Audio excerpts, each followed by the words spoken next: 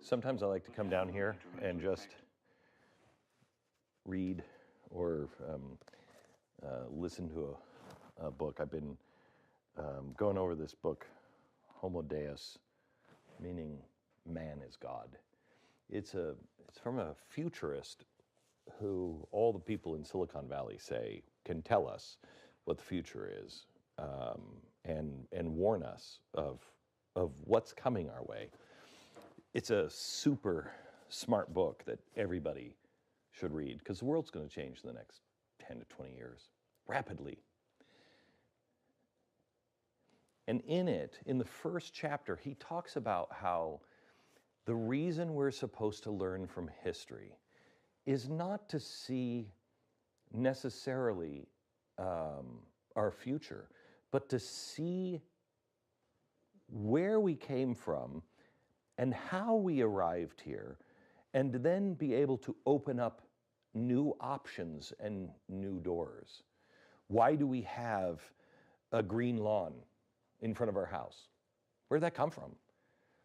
That came from King Louis in Versailles and some of the royals in England back in the medieval days. It was a sign of such grotesque wealth that you could have a lawn that was cut very short so no animal could eat it.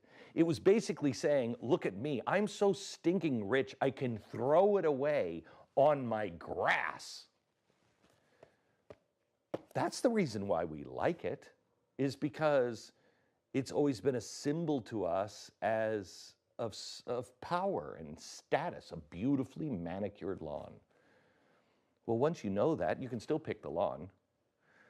Or you can go, I never thought of it. That's the only reason why everybody has that green lawn. Well, what do I want in front of my house?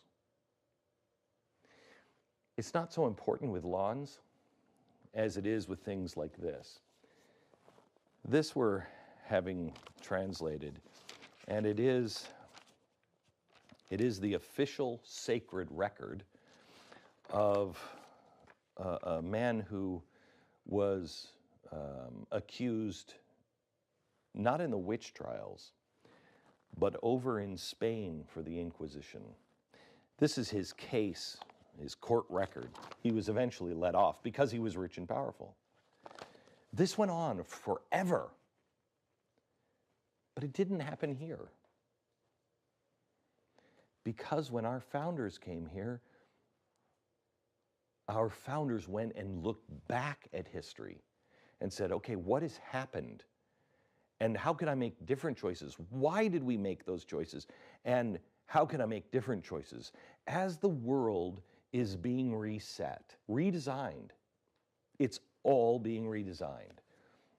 We need to encourage ourselves, everyone we know, and our own children to learn history so they know why we made these choices, so they can have the options in front of them to make different choices. Or perhaps, as you will see in today's episode, perhaps we should learn history so we can learn why we made certain choices and make the same exact choice today.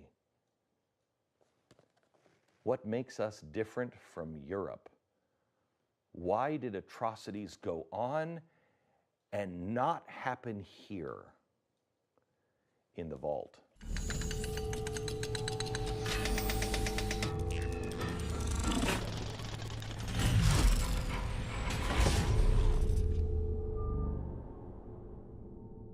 So, David, you just got back from Poland. Yep. And you were doing some research with a good friend of ours, Johnny Daniels, who I took to Auschwitz, lost his entire family in Auschwitz. I took him to Auschwitz. He traveled with Mary, my daughter, and my family, and his whole life has been transformed. He moved to Poland and now is doing research. Mercury just found 2 hiding places that were about to be lost. So Johnny's identified 2 hiding places there in Poland, and I told him we'd commit to helping preserve those because they do not need to be gone. what they represent, and the kind of memory, just you were talking about, the kind of stuff you need to remember. Yeah. And what happened there, the people we met with, the stories we got from them of their eyes of seeing people killed and slaughtered in those places, just unbelievable. And you know, what's incredible is Mary and I, with the family, we went and saw Paulina, okay? And what did Paulina tell us? What was the thing when I said, if you want to change the righteous not all of a sudden become righteous. Yeah. They just didn't. They just didn't fall with the rest of society. Yeah, they just didn't go over the cliff with the rest of society. Yeah. That has meant more to me now than even when she said it. I thought it was profound. Oh, But right now we're sitting here and people are like, you changed, you flipped your principles, you did this. No. No, I'm standing exactly at the place I've always, you've gone over the cliff. And so we need to preserve these things because I think in 10 or 15 years from now, the pendulum's going to start swinging back the other way. I agree. And agree. we need to be able to show these great people from the past to make sure we can. Because that'll be give us first-time courage. impressions for a lot of the kids. What we're showing from the past will be the first time they've ever heard of it. We were looking, U.S. News World Report every year comes out with the stats on what they call the elite colleges and universities. And so American College of Trustees and Alumni every year looks at the elite and says, how are they dealing with different subjects? This year they looked at history majors. So if you go to one of the top 76 elite universities in America as a history major, which You don't study American history, do you? only 11 of them require a course in American history. One course. One course. A single course.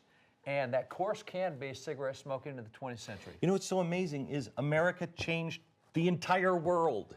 And we don't want to changed the study about it. entire world. How can you study modern day without, we're still changing it. Silicon Valley is still changing the world. Yeah. How can we not study this?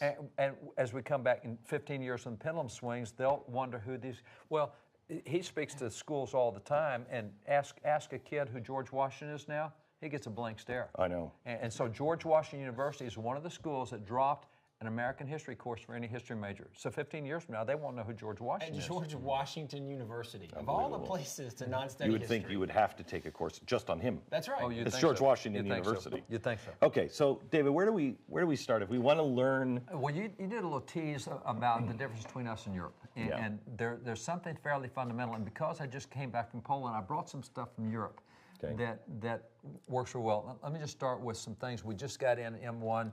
Matt over here helps curate what we get into M1, et cetera. And so Tim, of course, does the history with us.